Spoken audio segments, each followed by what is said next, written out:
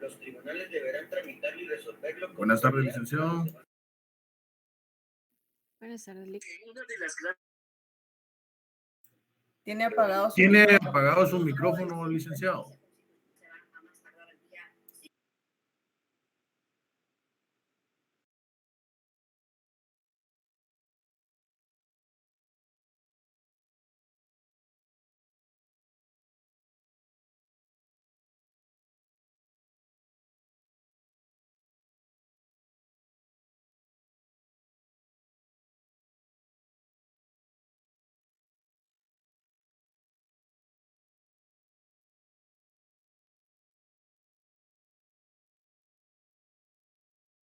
Buenas noches, licenciado.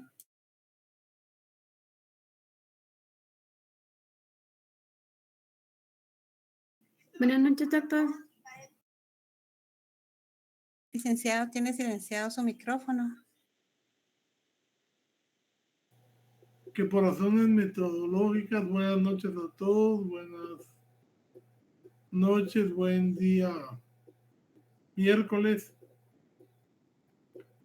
vamos a principiar diciendo que vamos a tener clase con ustedes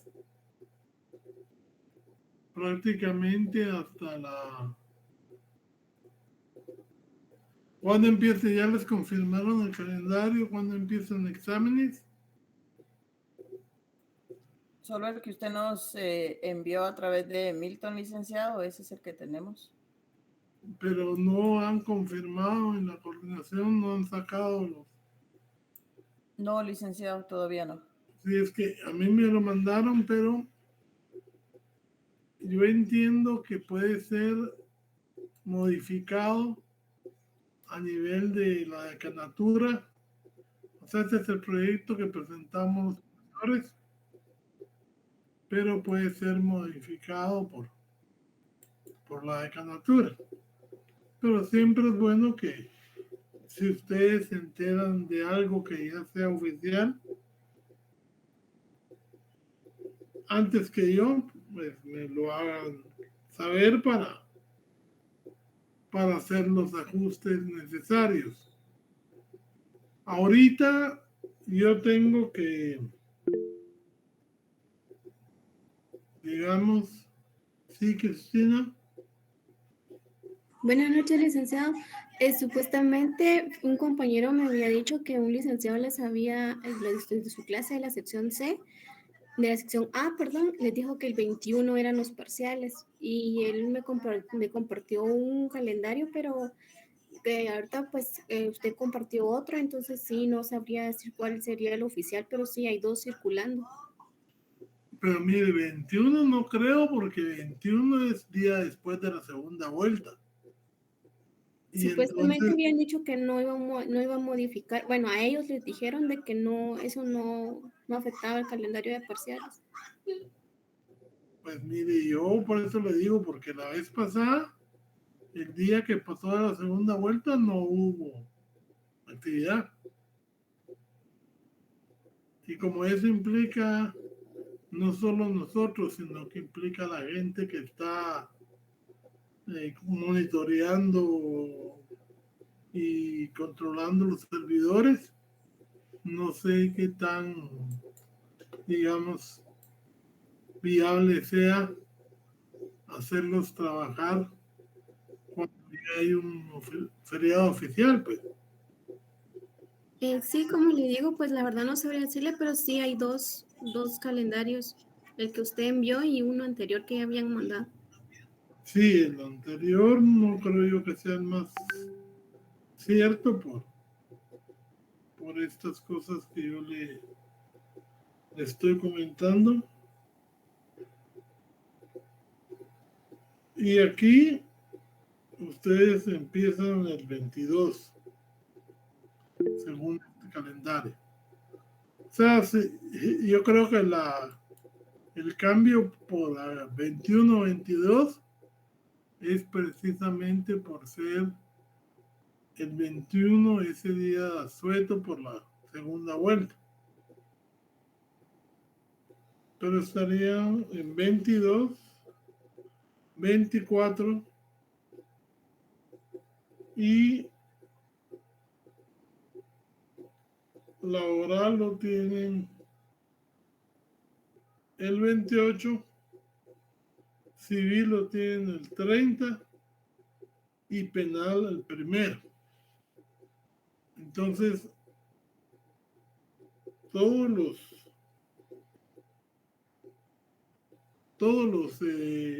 digamos, exámenes se van a hacer para los de la noche a las 7 de la noche. Y por eso yo les hablaba de que el día 28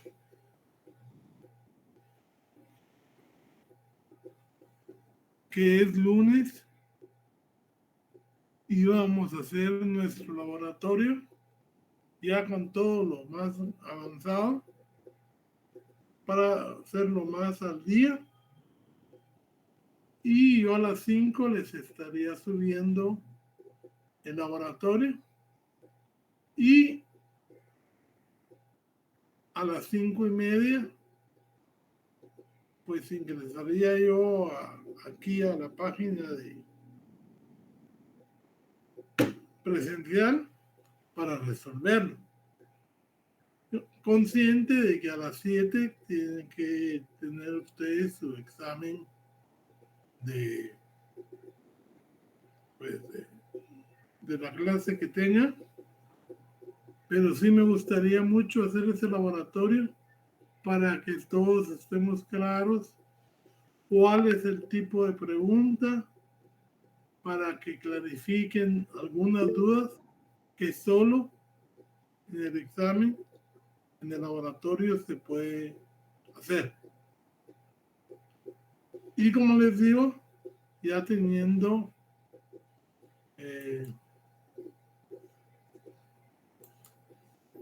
digamos, la cantidad de contenido que se hace necesario. A ver, Pamela Gómez. Licenciado, perdone, entonces ya no se va a efectuar el laboratorio el día 23 como le había dicho a Milton, sino que el día Sí, 28. es que yo pensé, pero realmente mejor el 28, porque el 28 ya hemos visto otras cosas para que ustedes, digamos, tengan la mayor cantidad de contenido posible. Gracias, licenciado. Bueno, Lick, buenas noches. ¿sí? Perdone, ¿Sí?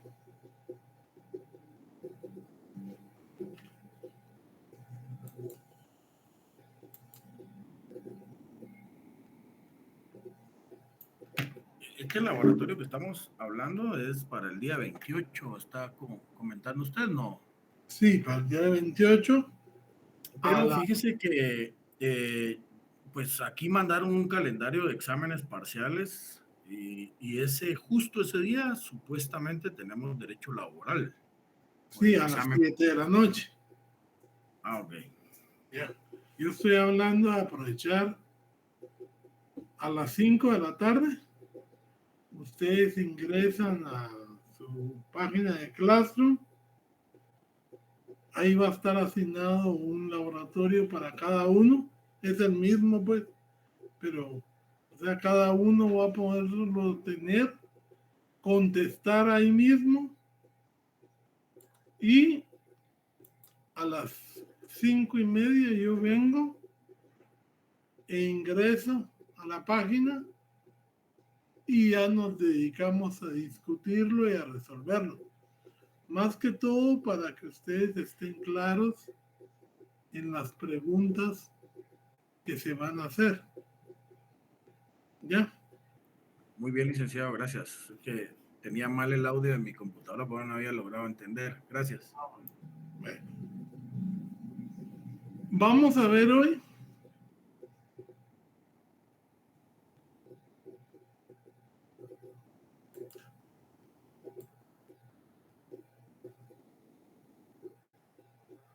Vamos a ver.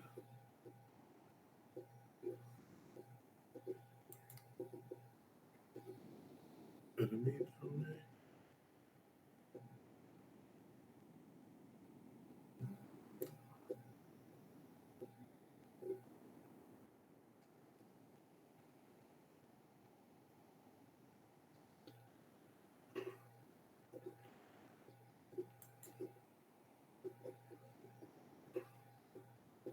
Les decía que como el proceso penal es una cuestión que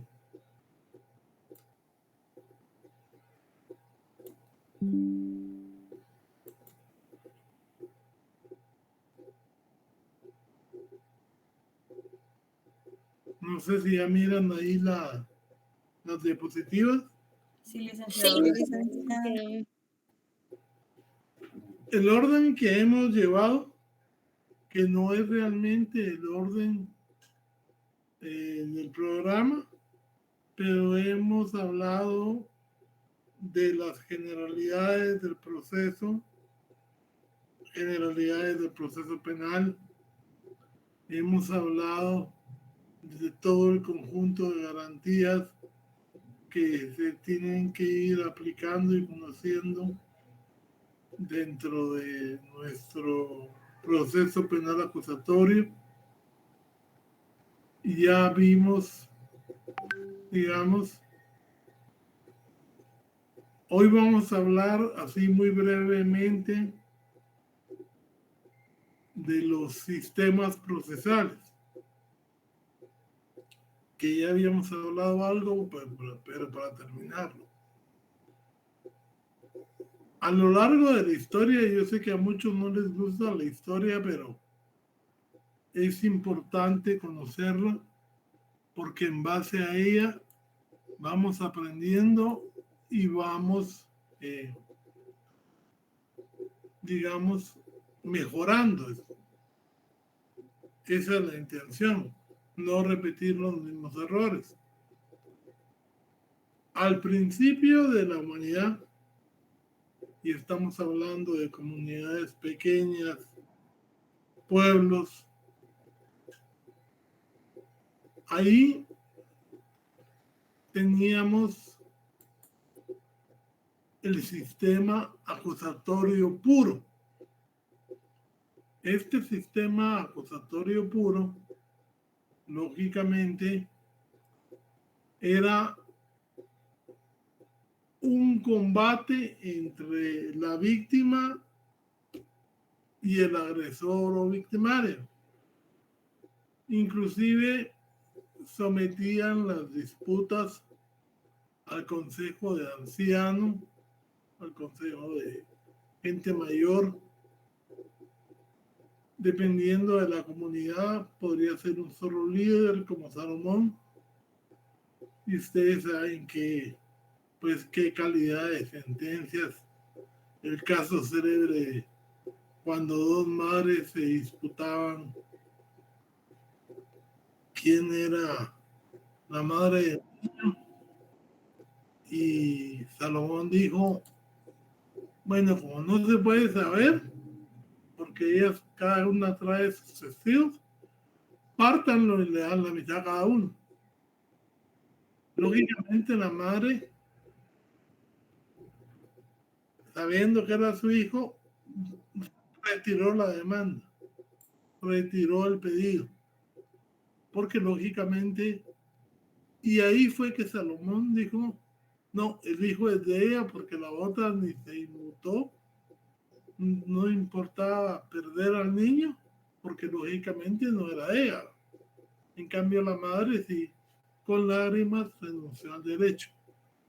Ese es un sistema de justicia que se aplica a la experiencia, se aplica a la regla de la lógica común, se aplica, digamos,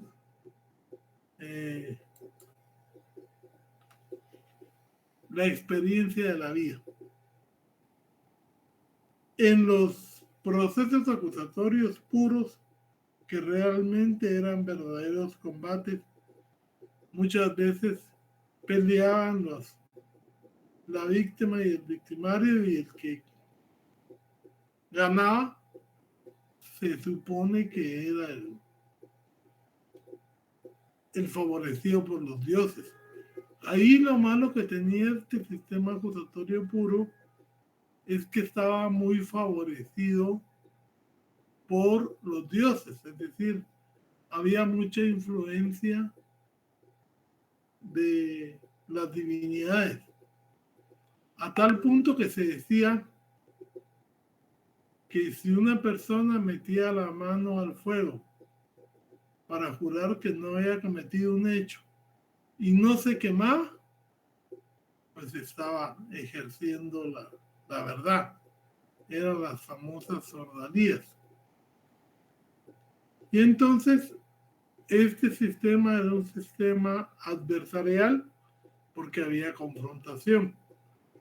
Tenía un juzgado de gente mayor, de la gente del pueblo, o a veces del pueblo entero, si el número lo permitía.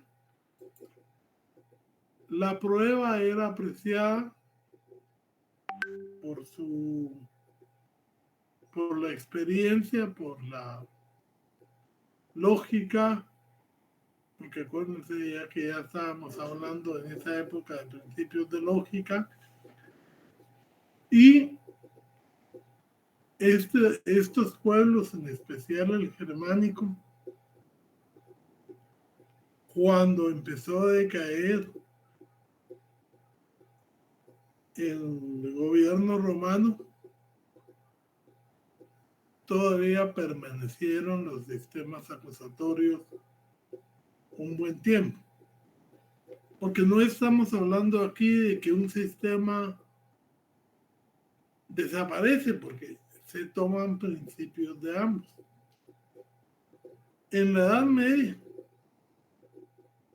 y por influencia del Imperio Romano, se da el famoso sistema inquisitivo puro.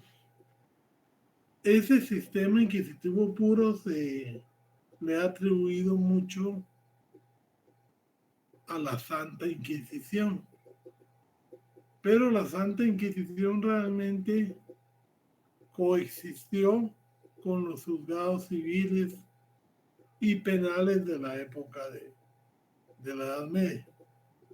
Pero partía de un principio fundamental. Esos eran gobiernos monárquicos. Y al hablar de gobiernos monárquicos, estamos hablando de que la misma persona se atribuía todas las funciones del Estado. ¿Quién legislaba? El rey. ¿Quién ejecutaba? Administraba la cosa pública, el rey.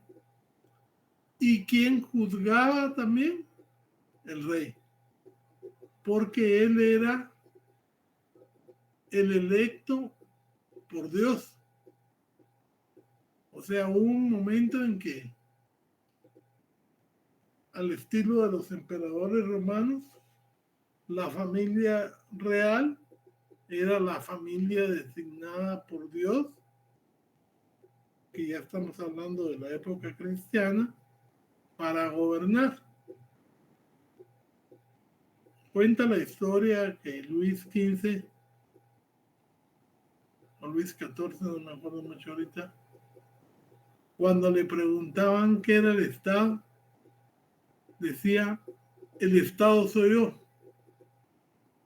porque se hace lo que yo diga, se establecen las leyes lo que yo quiera, y se establecen las sentencias lo que a mí me parece.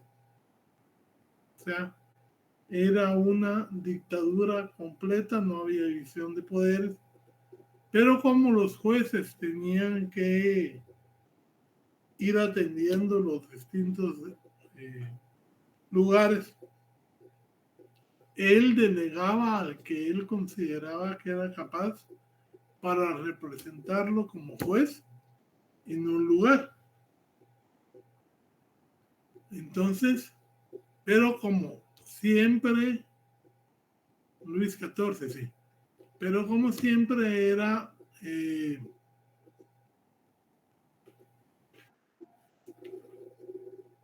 el juez tenía la última palabra. Desde ahí viene el recurso de apelación. Fíjense pues cómo es de importante. El recurso de apelación que se usa inclusive hoy en día deriva de la Edad Media por la facultad que tenía el rey de revisar todas las resoluciones que emitían sus delegados.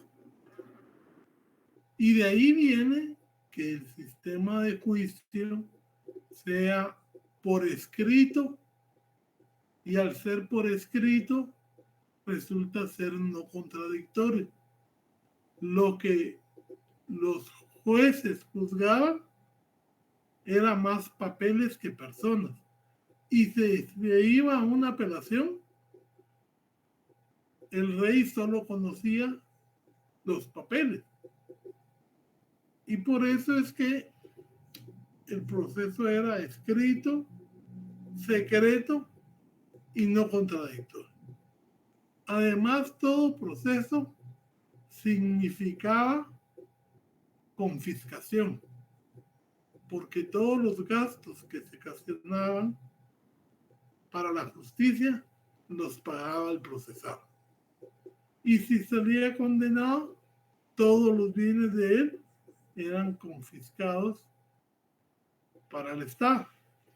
Ahí es donde se da otra cosa muy importante, se da la sustitución de la víctima.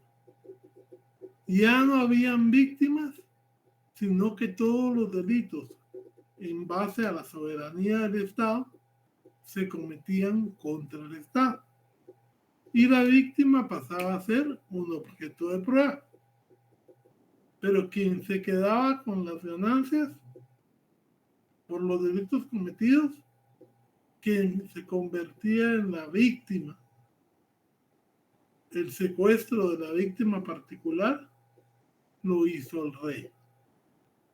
Inclusive creó delegados que hicieran la investigación, y también que era la actividad principal del juez. El juez en el sistema inquisitivo investigaba, controlaba e inclusive defendía. Y ese mismo juez emitía la sentencia. Y la emitía con un sistema de pruebas, que es el sistema que conocemos nosotros de prueba legal o tasada. ¿Qué quiere decir este sistema de prueba? Primero, se basa en que si el imputado confiesa, la confesión del imputado es plena prueba.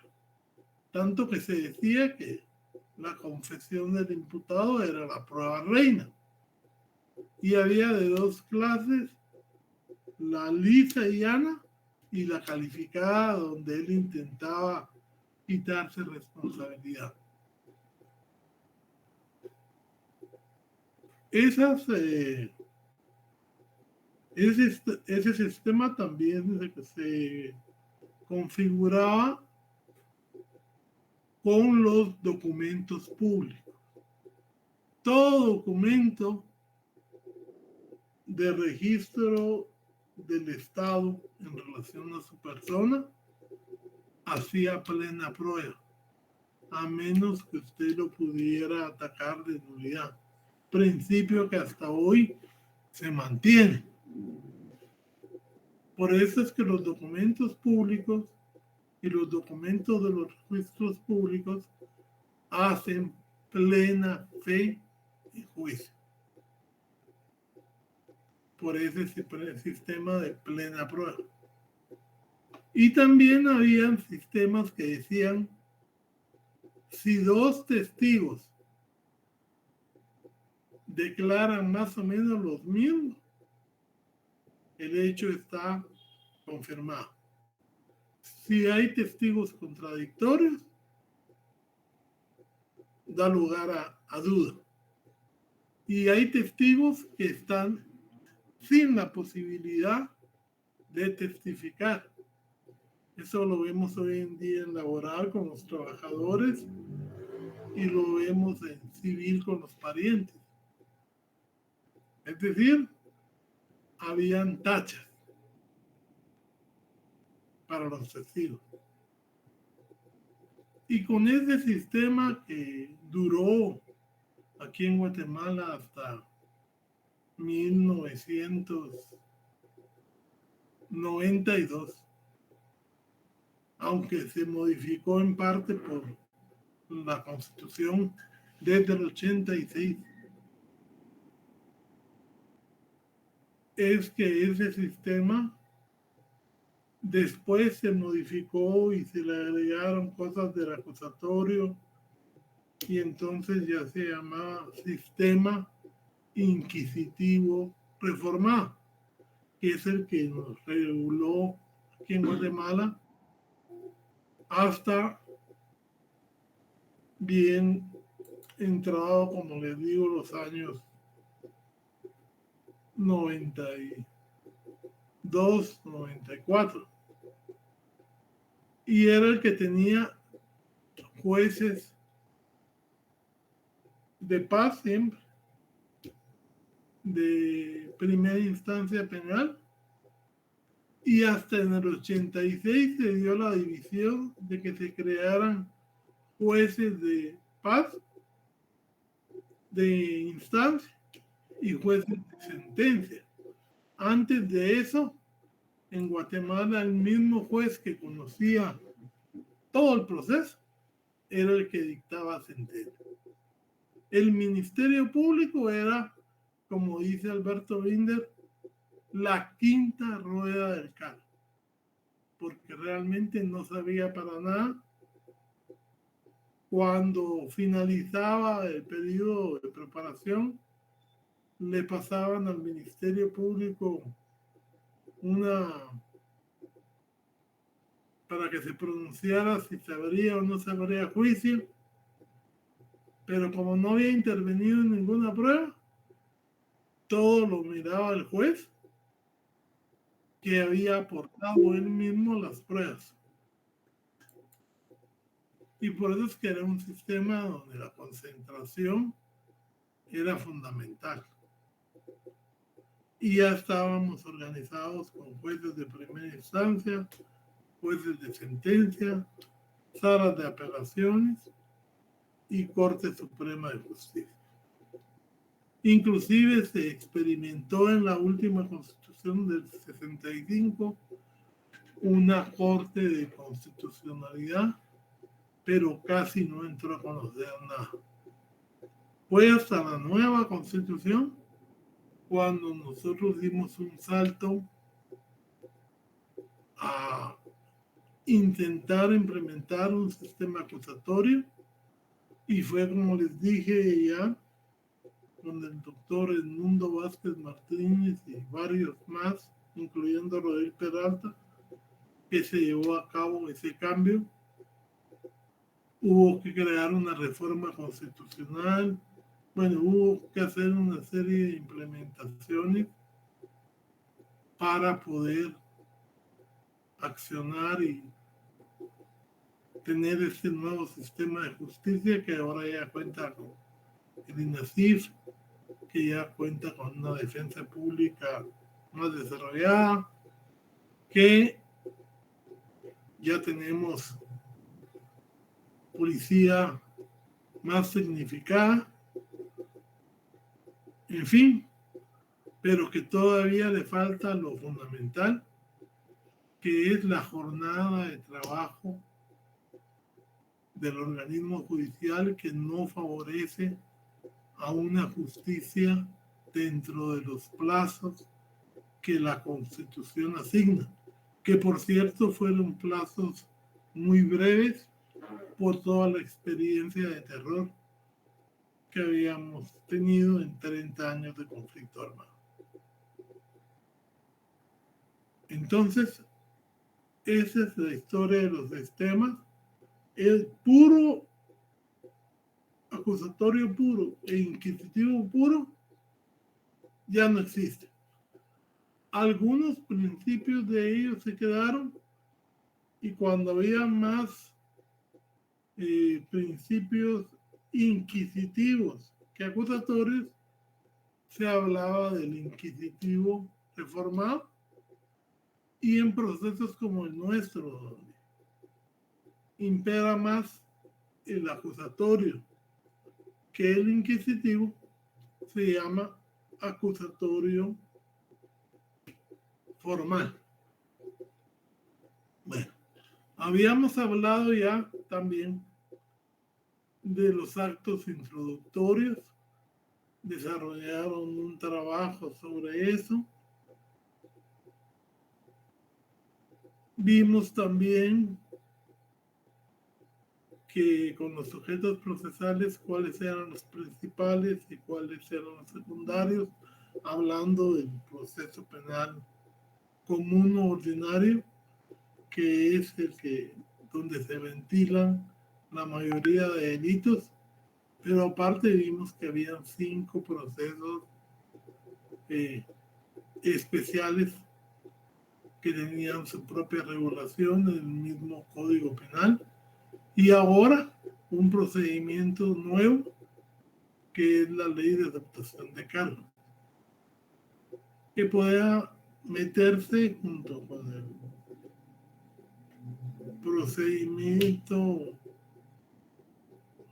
especial, porque realmente salta varias partes, y que ahorita está siendo muy usado, sobre todo por delincuentes de cuello blanco. Bueno,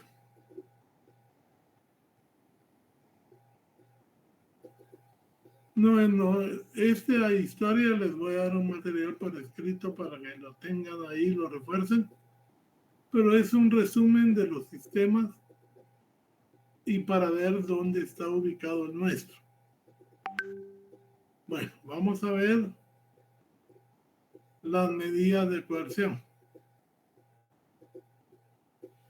Las medidas de coerción son medidas que, como su nombre indica, afectan al imputado restringiéndole derechos, tanto de carácter personal como también pueden ser de carácter patrimonial. Entonces vamos a ir viendo.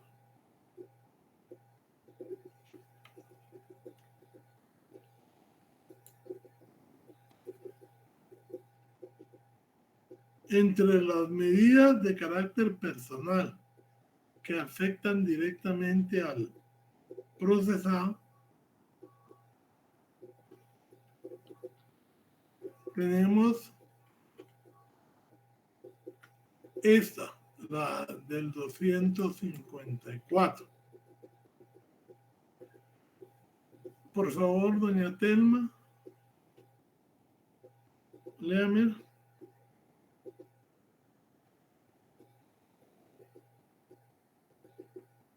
O Pamela. Con gusto, licenciado. Artículo 254.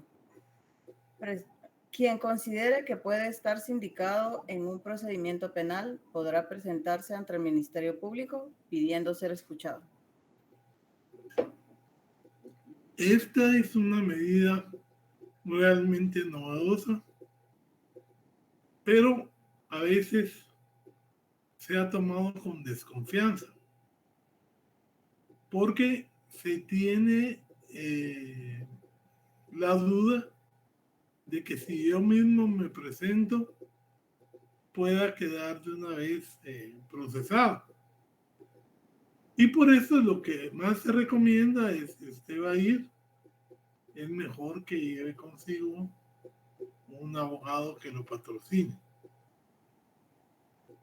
Digamos, hay un caso ahorita, digamos, el caso de la persona que estaba supuestamente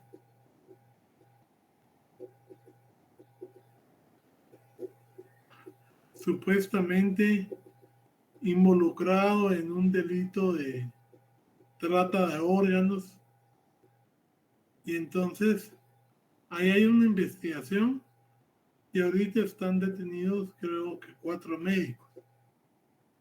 Pero si por ejemplo usted es el contador de esa empresa, y como sabemos que todo eso implica dinero, yo puedo presentarme a la fiscalía, a la agencia fiscal que lleva esa denuncia, para saber si hay alguna sospecha sobre mí y declarar, digamos, cuáles son mis funciones, cuál es mi quehacer en el hospital. Y para ello yo puedo presentarme espontáneamente. Como yo sé que ya estas personas están siendo procesadas y de repente yo puedo salir afectado, me presento para que vea el Ministerio Público que yo no tengo nada que ver, y de una vez dejo una declaración y el compromiso de comparecer ante cualquier citación que me puedan, digamos, me puedan requerir.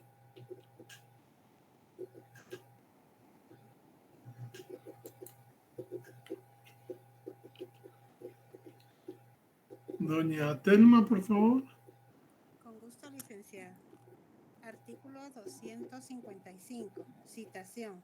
Cuando fuere necesaria la presencia del sindicado, se dispondrá su citación o conducción.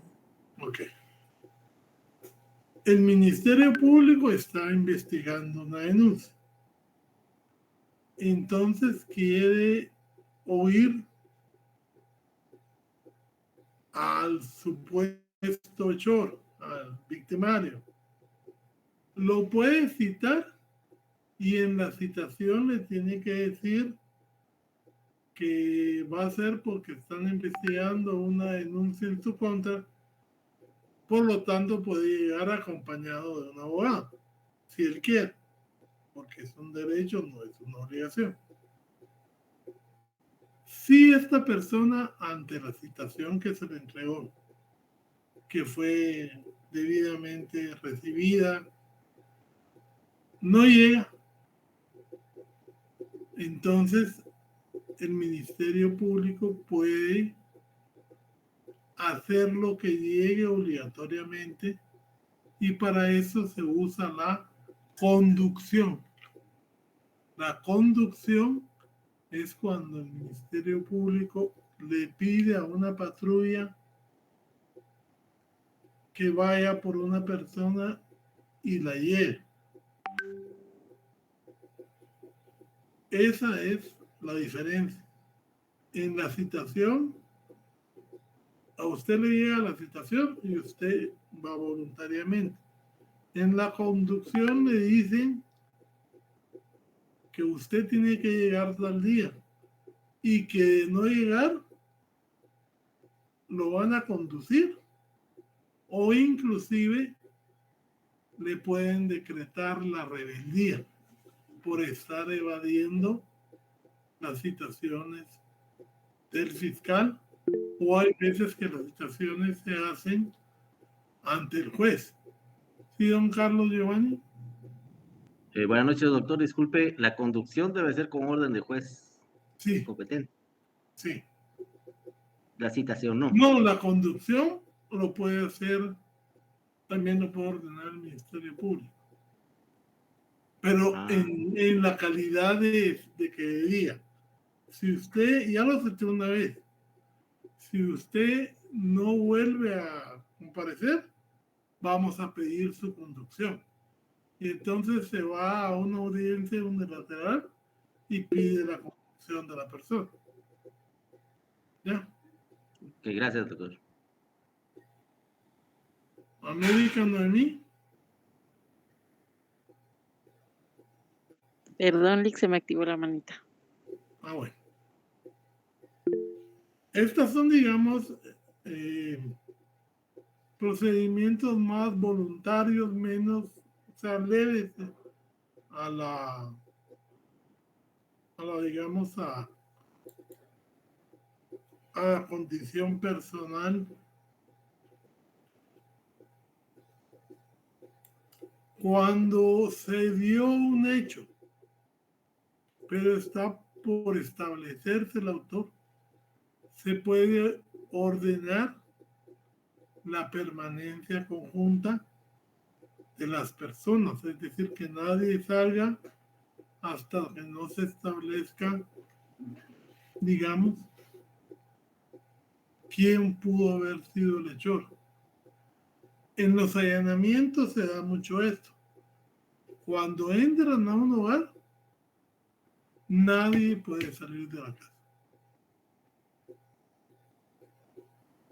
Porque, pues hasta que no sepan qué encontraron y no establezca a quién le pertenece o algo así, se tiene que hacer una permanencia conjunta.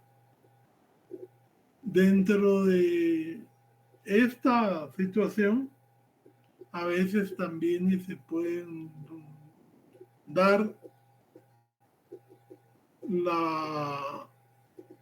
los cacheos en puestos de registro, que ahí prácticamente le están privando a usted su libertad y lo están registrando para ver si no lleva armas o drogas. Es otra forma de procedencia ley que después puede generar ya en una madre.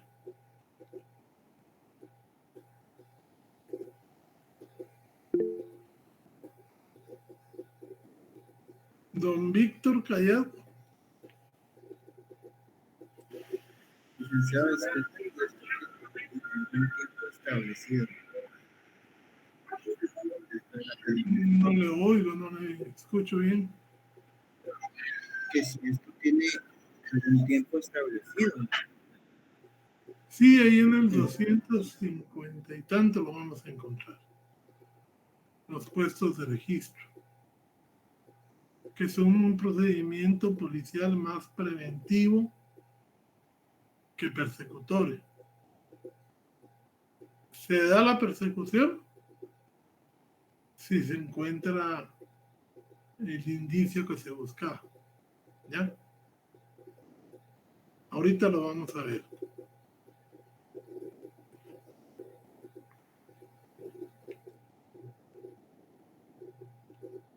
$257. ¿Qué es la aprehensión? La aprehensión es una medida cautelar que puede darse cuando se da un delito flagrante o cuando el Ministerio Público y lo solicita ante el juez porque ya tiene indicios racionales suficientes para vincular a una persona ante un hecho delictivo. Y por eso, cuando se hacen los retenes, los puestos de registro, a veces mire usted que solo registran motos para ver si los que van conduciendo van armados, si llevan licencia. Ahí prácticamente ellos están por función de seguridad, digamos, en los buses, con las motos, con los autos, pero tiene que estar regulado que tiene que ser en horas hábiles, que tienen que participar determinado número de elementos, que tiene que haber mujeres y hombres, porque para respetar el derecho al cacheo personal. Un hombre nunca va a poder cachar a una mujer. Solo las mujeres pueden hacer el registro superficial sobre las mismas mujeres. Léamelo, doña Telma, por favor. Con gusto, licenciado. Artículo 257. Aprehensión. La policía deberá aprehender a quien sorprenda en delito fragante. Se entiende que hay fragancia cuando la persona es sorprendida en el momento mismo de cometer el delito. Procederá igualmente la aprehensión cuando la persona es descubierta instantes después de ejecutado el delito, con huellas, instrumentos o efectos del delito que hagan pensar fundamentalmente que acaba de participar en la comisión del mismo. ¿Perdón? Que haga pensar fundadamente. Hagan pensar fundadamente, sí, perdón, que acaba de participar en la comisión del mismo. La policía iniciará la persecución inmediata del delincuente que haya sido sorprendido en flagrancia cuando no haya sido posible su aprehensión en el mismo lugar del hecho. Para que proceda la aprehensión en este caso, es necesario que exista continuidad entre la comisión del hecho y la persecución. Eso es lo que yo me estaba refiriendo cuando hablábamos, de la flagrancia en sentido estricto o flagrancia material y en la flagrancia equiparada. Este artículo lo reformaron en el año 97 para hacerlo coincidir con la norma constitucional. Sigamos leyendo, por favor.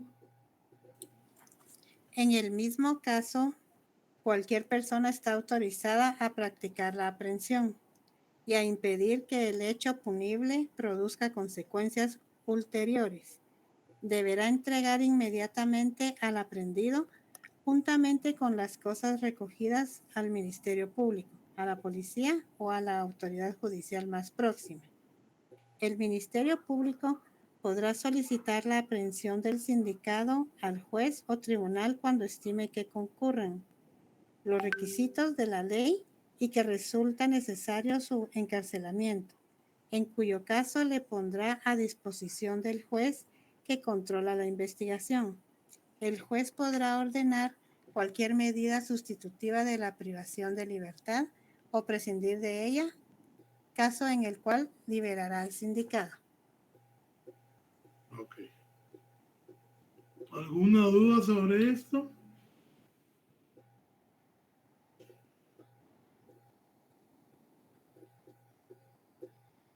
A ver, don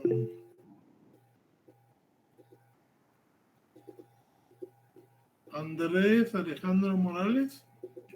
Muy buenas noches, licenciado. Una consultita. Y en este caso puede también, pues cabe en el caso de que las personas que agarran a un ladrón lo vapulean y lo entregan. ¿Cabe en este caso, licenciado? Mire, no, o sea, las personas lo pueden detener y el ejercicio de la violencia es proporcional a la necesidad de sometimiento. Pero aquí hemos visto que ni la misma policía cumple con estos requisitos, pero no hay denuncias. Porque yo les contaba el caso de la persona que agarran una rueda, le echan gasolina y lo queman por ser supuestamente ladrón. Esas personas realmente hay un asesinato en muchedumbre. No hay esta supuesta colaboración de la ciudadanía porque se están excediendo y ya pasan de ser colaboradores de la justicia a victimarios. Y eso desgraciadamente se da mucho en los desfiles bufos. O muchas veces en la mal llamada justicia maya, porque la justicia maya, como debe ser, lo que menos aplica son la pena de muerte, porque para ellos la pena de muerte es, digamos, en contra de sus principios, porque no tiene un efecto resocializador, pero más que, digamos, es reparador. O sea, las personas de la justicia maya buscan que el delincuente repare el daño. Y entonces, por eso es que no les gusta tampoco que estén presos, porque sabe que presos la víctima se queda perdida. O estigmatizantes a veces, ¿sí? Cuando les rasuran el pelo a las mujeres o azotan a los hombres, pero también si se puede resolver de otra manera en que salga más favorecida a la víctima, también hay casos así. Por eso los famosos linchamientos son delitos de asesinato en muchedumbre. Pero la policía no los persigue porque muchas veces está en desventaja numérica. Don Francisco, Jorge Luis Matareno.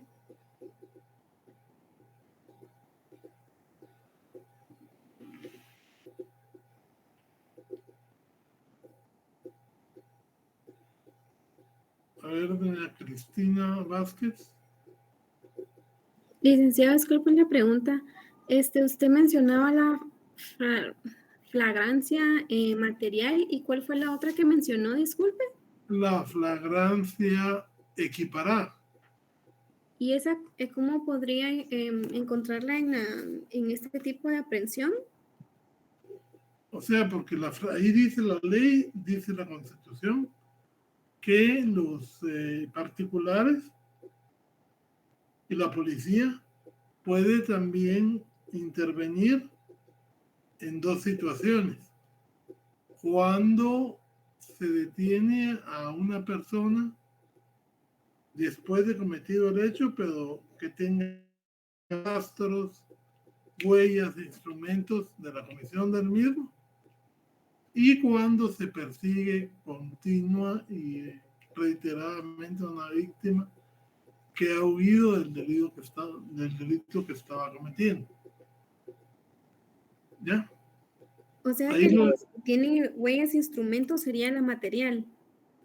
Por ejemplo, si usted mira a alguien con una pistola, inclusive la pistola todavía está humeante, y le están reportando que hay un muerto a casa de ahí, o encuentra a alguien con la pistola desenfundada, humeante, huyendo del lugar, la policía lo puede detener para que le explique por qué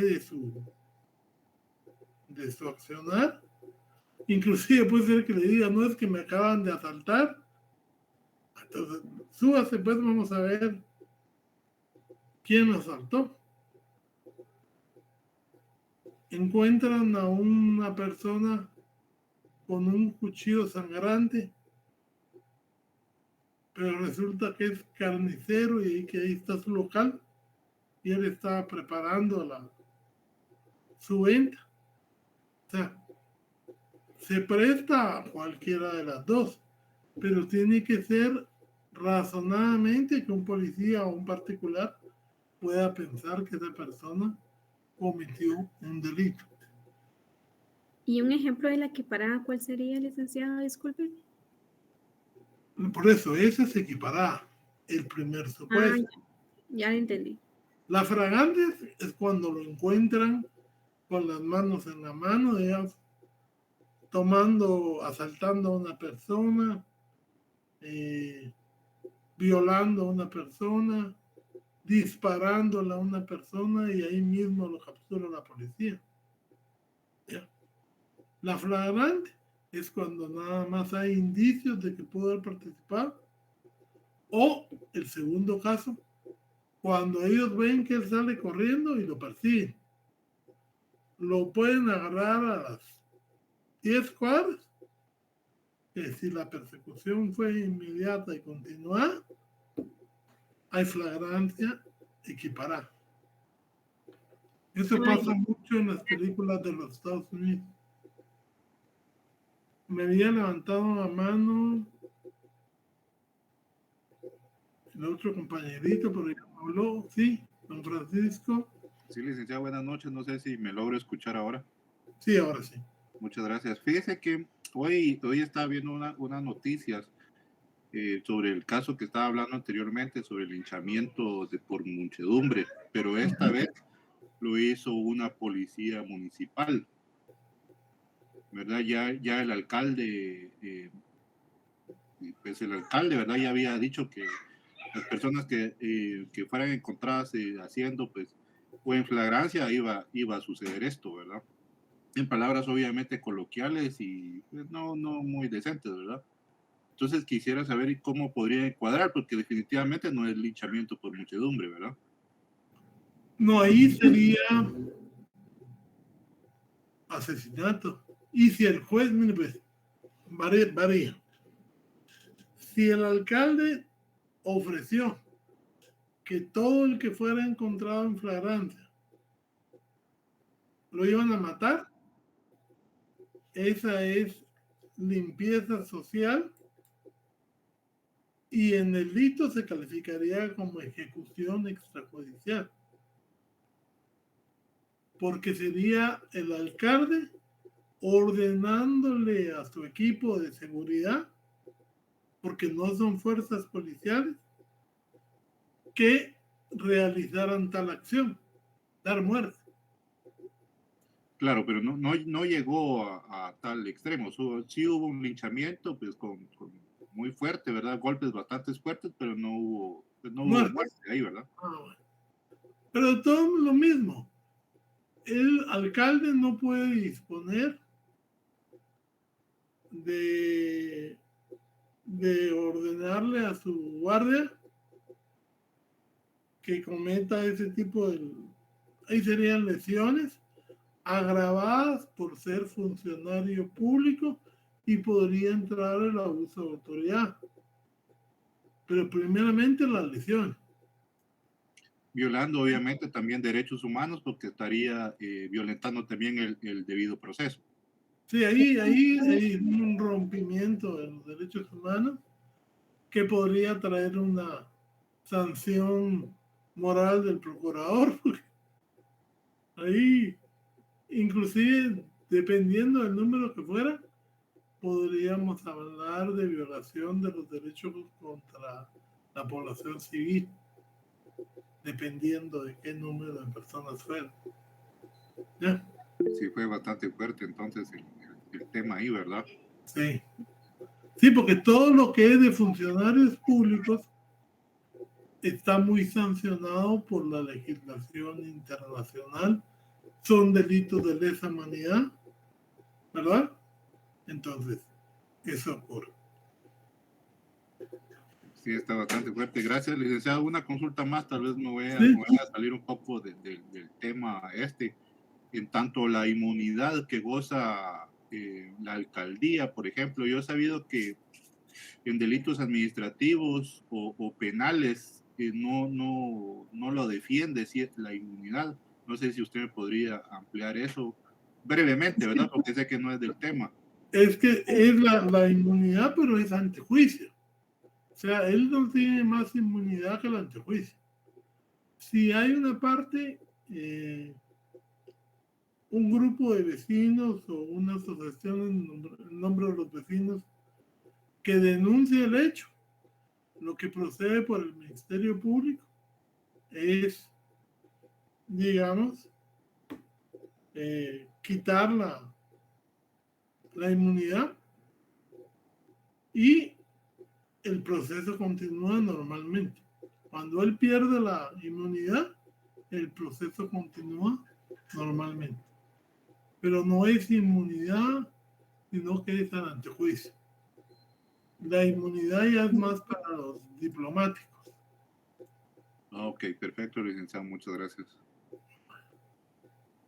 ¿Había otra persona que había levantado la mano? ¿Hable ahora o calle para el examen? Era yo, licenciado, buenas noches, una consulta. Hablando de los delitos de muchedumbre, no estoy seguro si Neto Brown ofreció muerte o ofreció golpizas. Existe una diferencia. Con lo que respecta a eso, si no son las autoridades las que le propinan una golpiza, ¿cómo catalogamos entonces que 20 misqueños golpeen al individuo? Ya no sería un delito de muchedumbre porque no hay muerte. Entonces se seguiría catalogando como sigue delito de muchedumbre, solo que sería por lesiones. Por lesiones, ¿verdad? Ok, muchas gracias. A ver, Jaime, Gabriela. Buenas noches, licenciado. Usted mencionó lo que es la limpieza social. Esto se da un poco en las, ¿cómo le dijera yo? Fuera de la capital, en algunos pueblos. ¿Esto también entraría como muchedumbre? No. Es que, mire, pues, hay que diferenciar. Cuando son delitos de muchedumbre, son todos delitos cometidos por civiles con la dirección de una persona que los incita a tomar la justicia por su mano. En cambio, cuando son autoridades que le dan anuencia a particulares para que tomen la justicia por su mano, eso ya es delitos del Estado. Es otra materia. En la ejecución, delitos de muchedumbre, tanto en homicidio como en lesiones, son solo población civil particular. No interviene el Estado.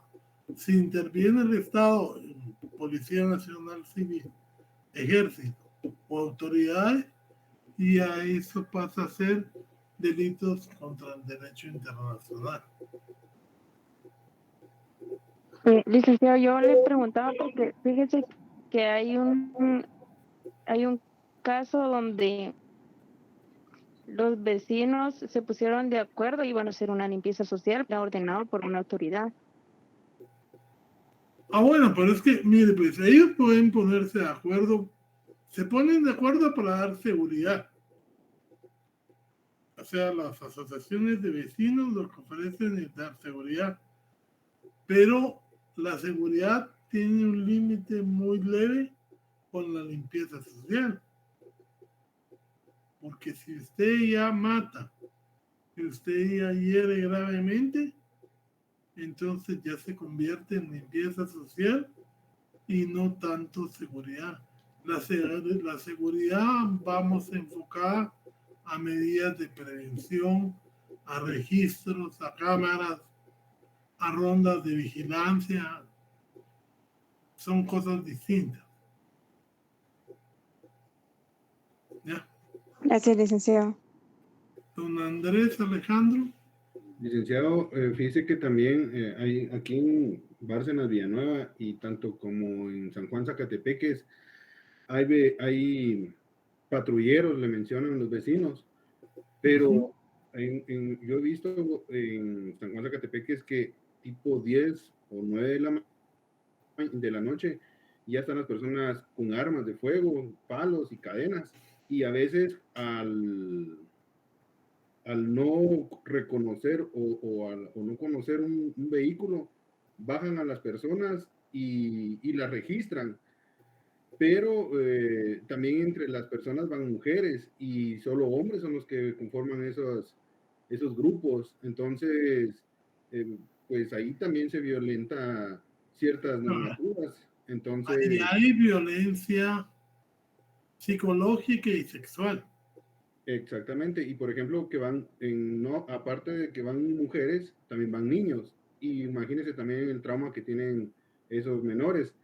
También han habido casos, pues esos no se han mencionado tanto en las noticias, pero pues, por vecinos y por otros medios, en Bárcenas Villanueva, pues medio llegan a saber que hay un delincuente, lo atrapan los patrulleros y hacen muy público en el sentido de que hay un campo donde pues le dan muerte a esta persona presunta. Eso ya vuelve a ser, como le digo, un delito de asesinato en muchedumbre. Muy bien, licenciado.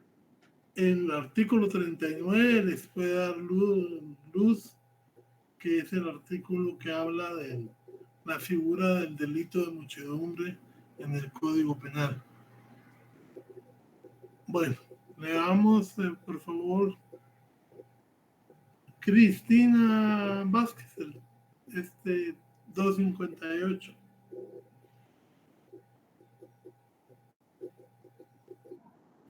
Ok, licenciado. Artículo 258.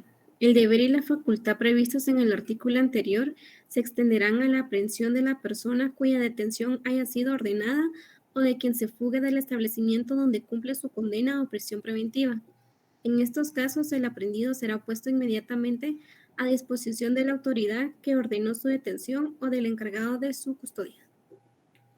Ya cuando hay una investigación y se tiene duda de la colaboración que puede tener el procesado por el tipo de delito, por sus antecedentes personales, por las mismas declaraciones de los testigos, entonces va a ser muy difícil que si usted sabe que esta persona asalta, roba o viola, usted lo va a citar y él va a llegar. Después que lo va a conducir, si ya lo citó, ya no va a estar en su casa. Entonces lo que se hace es que se le pide al juez, se pasa el caso al juzgado y se pide una orden de aprehensión. Y aún así, las órdenes de aprehensión no son tan inmediatas porque las personas con la movilización interna o externa las evaden. Hemos visto delincuentes de delitos graves que al año y medio, a los 2 años, logran ejecutar las órdenes de aprehensión porque también el personal destinado para darle seguimiento a esto es escaso. Casi que porque detectan a la persona en algún problema y cuando llaman a pedir su solvencia de órdenes de aprehensión, aparece ahí y entonces lo capturan. Además de la falta que estaba cometiendo por algún delito anterior. O personas que regresan de viaje o pretenden salir, ¿verdad?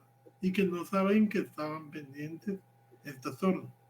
Pero hay que tener cuidado de que como hay tantos homónimos, realmente tiene que haber muchos datos en la orden de aprehensión y que verdaderamente los nombres de los padres, si se tienen, coincidan, porque si no hay gente que de entrada va presa y por un evento que no tiene nada que ver con él. Para eso servía el registro de detenciones del que yo les hablaba en la clase pasada. También si alguien se huye del centro de prisión,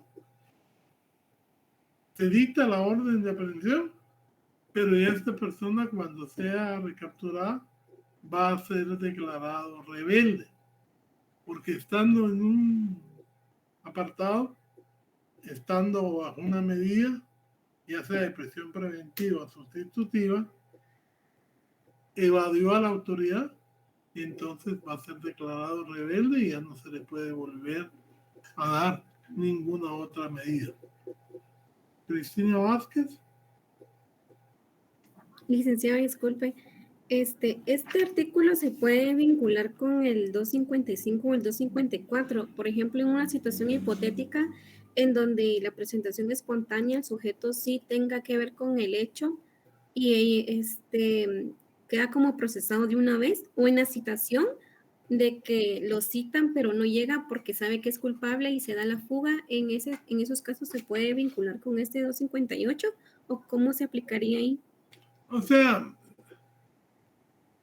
generalmente la gente que sabe que tiene problemas no va a buscar al Ministerio Público. Si lo más, contratará a un abogado para que vaya a preguntar, pero si no tiene la delegación correspondiente, no le van a dar información, a menos que sea por medios extras o medios ilícitos, ¿verdad? Por eso es que generalmente eso deviene de la flagrancia, y en estos casos de que ya haya un cuerpo de prueba, que es lo que vamos a estar viendo ahorita, de las actividades del Ministerio Público, para vincularlo para que den la orden de aprehensión. O sea, sí se pueden relacionar, pero difícilmente. La citación que más se da es cuando es un caso público y lo cita el juez, y antes de que entre a tribunales o en la puerta de tribunal, lo captura la policía. Que sí se da, pero es cuando lo citan a las judicaturas.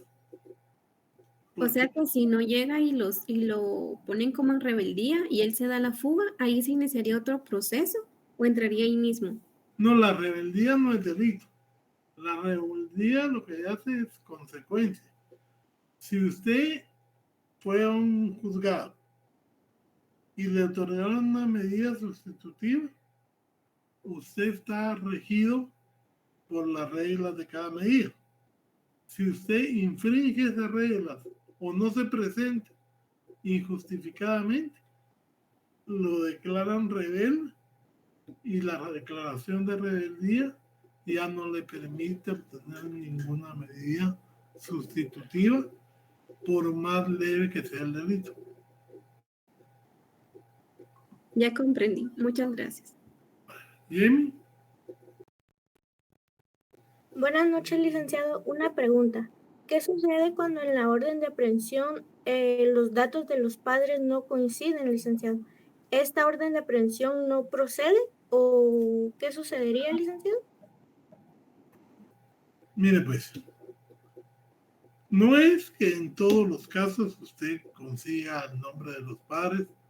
A veces no tienen los dos, a veces solo uno y no se registra, pero cada orden de aprehensión tiene que tener la mayor cantidad de información posible para no caer en homónimos. ¿Ya? Por eso es que hasta si tienen apodos, muchas veces los delincuentes más buscados, los famosos mareros, los conocen más por el apodo que por sus nombres de pila y por sus señas particulares, y han sido objeto de seguimiento por parte de las autoridades. Por eso les decía yo que en caso de digamos, de las órdenes de aprehensión, yo he tenido casos cuando litigaba ya hace muchos años, de gente que la agarraban y lo llevaban a la comisaría, y era un señor de 60 años y el delito era un delito cometido por un hombre de 30, que el segundo apellido era distinto del primero. Entonces, ese es su paseo a la comisaría. Como él llamó rápido, se pudo evitar confrontar que no era la persona a la que estaban buscando, e inmediatamente lo dejan libre, ¿verdad? Por eso es que sirve el presentar sus papeles y todo para poder descartar homónimos. Muchas gracias, licenciado. Vale. Bueno, vamos a dejar hasta aquí y vamos a continuar con las medidas de coerción. Aquí vamos a ver ya parte de lo que es la primera parte de lo que es la declaración del sindicato, porque vamos a ver que ya sea en flagrancia o con orden de juez, la obligación de la policía es, después de ficharlos, presentarlos al juzgado penal, si es aquí en Guatemala o en Villanueva o en Misco. Si es en el interior, lo presentarían al juzgado de